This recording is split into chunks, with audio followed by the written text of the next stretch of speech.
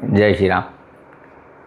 World famous योग, अभी देखो वर्ल्ड फेमस यानी सिर्फ हम ख्याति प्रख्याति उसकी बात नहीं कर रहे। मैं आपको आज ऐसा एक योग बताऊंगा ना, अगर आपकी कुंडली के अंदर बन रहा है, आप यकीन मानो, आप ये भूल जाओ कहाँ जन्मे हो, किस कुटुंब में जन्मे हो, किस सर्कल से आ रहे हो, ठीक है, आपका कल्चर क्या था।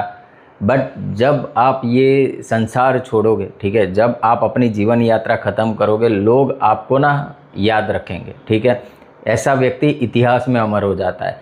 देखो, ख्याति तो मिलनी तेरी तेरे निश्चित ही है, बट ये योग ना आपको धन, सम्मान और संपत्ति देने वाला महाराज योग साबित होगा।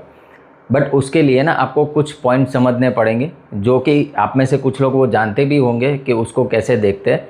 बट योग कैसे फॉर्म होता है ना, वो मैं आज आपको बताऊंगा। बट इस योग को समझने से पहले सबके लिए अनाउंसमेंट है, 17 जुलाई से नया ज्योतिष का बैच स्टार्ट हो रहा है, तो आप लोग फर्दर डिटेल्स के लिए मुझे कांटेक्ट कर सकते हो। आइए समझते हैं इस योग को।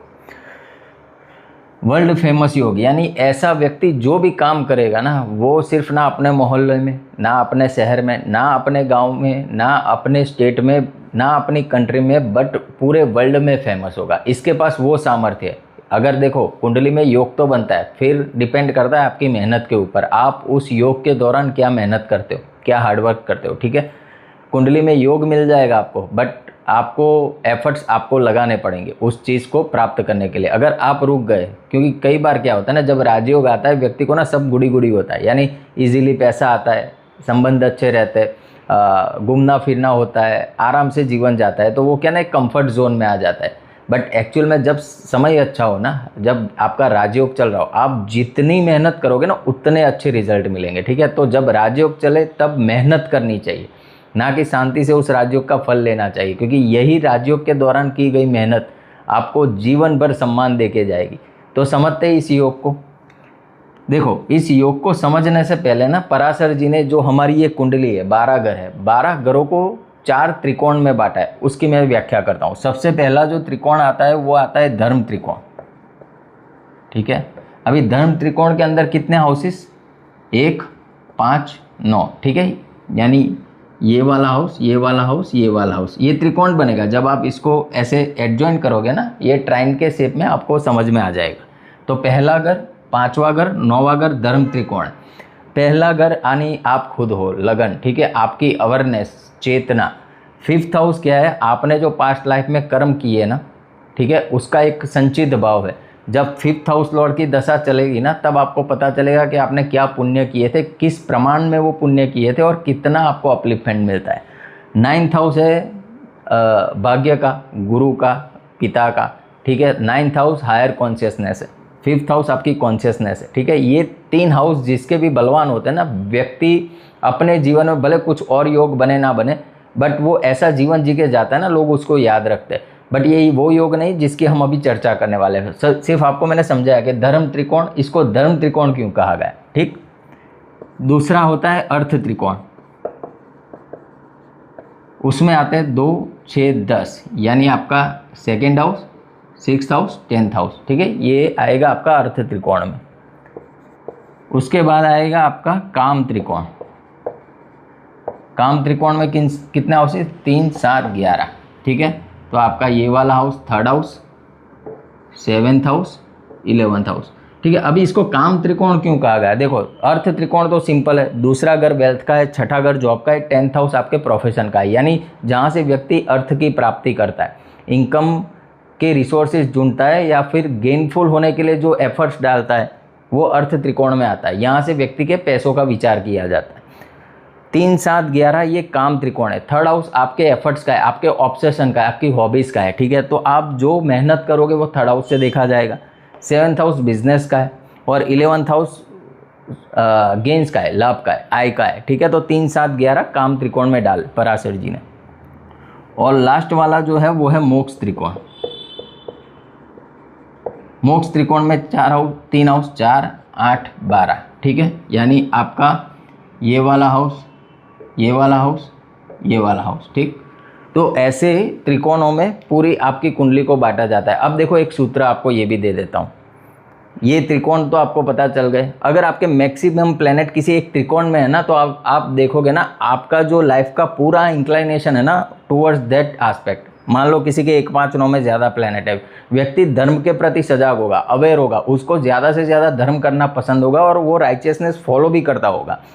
जिसका अर्थ त्रिकोण में आ रहा है ना, वो व्यक्ति पैसों के पीछे पागल होगा। यानी ये बुरा नहीं है, बट उसका ज़्यादातर आप देखोगे ना, उसकी पूरी लाइफ अर्थ की प्राप्ति में जाती है।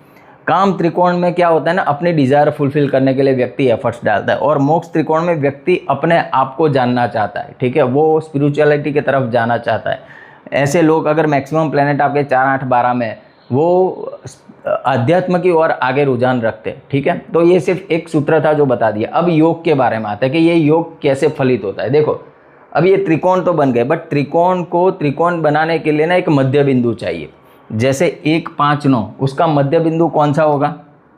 5th हाउस, ठीक है, पंचम घर, पंचम भाव। 2, 6, 10 में कौन सा मिलेगा आपको? ये वाला मिलेगा, 6th हाउस। 3, 7, 11 में आपको क्या मिलेगा? 7th house. और 4, 8, 12 में 8वां घर। बट अभी योग में इसकी ज़रूरत नहीं है, क्योंकि ये तो क्या ना, ये मोक्ष वाला है, मुक्ति के भाव है।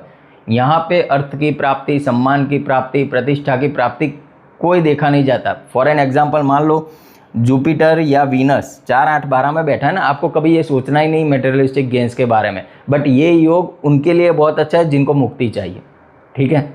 और मुक्ति कब मिलती है? जब संसार के सारे ऐश्वर्य आप भोग लेते हो। तो जहाँ पे भी, ये अभी एक सूत्र और दे देता हूँ, जुपिटर और वीनस अगर 4, 8, 12 में कहीं पे भी बैठे हैं ना, संसार की याचना मत करो, ठीक है। आपको ऑटोमेटिक सारी चीज़ें मिलने वाली है और उससे तृप्त होकर आप मुक्त भी होने वाले हो, और जो नहीं सोचा होगा उससे बढ़िया मिलने वाला है, ठीक।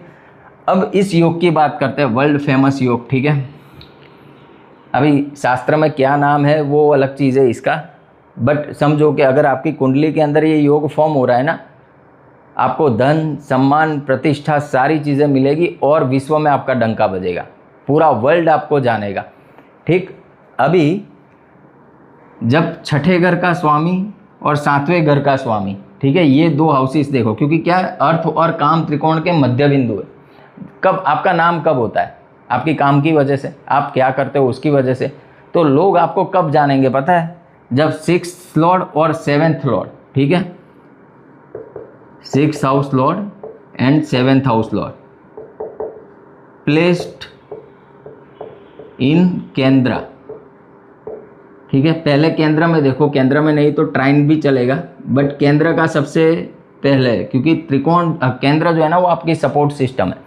तो फॉर एन एग्जांपल यहाँ पे मैं एक कुंडली बनाता हूँ, चलो मेष लगन की बना लेता हूँ।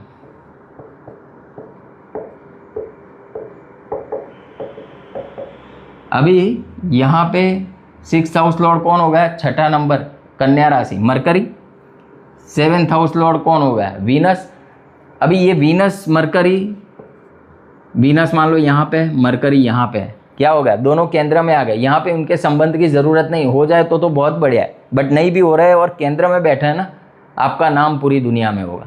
अगर छठे घर का स्वामी और 7वें घर का स्वामी केंद्र स्थानों में, आपका नाम अखंड रहेगा, समझ रहे हो, पूरे विश्व में होगा। और उसमें कहीं से भी अगर कोई, देखो वीनस मरकरी तो इस चार्ट के हिसाब से, मान लो किसी का 6th और 7th लॉर्ड बन रहा है शनि, ठीक है, या गुरु बन रहा है, और वो केंद्र में बैठ गए, उसको और एक शुभ ग्रह देख ले, ठीक है, कोई बेनिफिक एस्पेक्ट भी आ जाए तो ये और बढ़िया हो जाएगा, सोने पे सुहागा, ठीक है।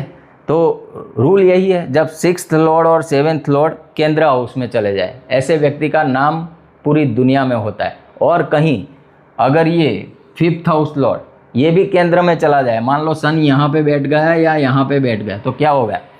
5th लॉर्ड भी केंद्र के अंदर चला गया, ये व्यक्ति इतिहास में अमर हो जाता है, ठीक है, इतनी नामना कमाता है। तो छोटा सा कॉन्सेप्ट था, वैसे कॉन्सेप्ट तो बहुत बड़ा है, बट मेरी जो आदत है उस हिसाब से ज़्यादा समय ना लेते हुए शॉर्ट में आपको ऐसा टॉपिक समझा दूँ कि आप अपनी जन्म पत्री खोल के देख सकोगे भाई आप कितने विख्यात होने वाले हो, कितनी आपको प्रशंसा मिलने वाली है, कितना सम्मान मिलने वाला है। अगर ये योग बन रहा है ना, आप वर्ल्ड में फेमस होंगे, ना सिर्फ नाम को लेके, आपके धन को लेके, ठीक है, आपके ओवरऑल आप जो एक लाइफ जी रहे हो ना, एक आइडियलिस्टिक लाइफ लगेगी लोगों को, लोग आपको फॉलो करेंगे और पूरी दुनिया में आपका नाम होगा। जय श्री राम। वाणी को विराम देता हूँ।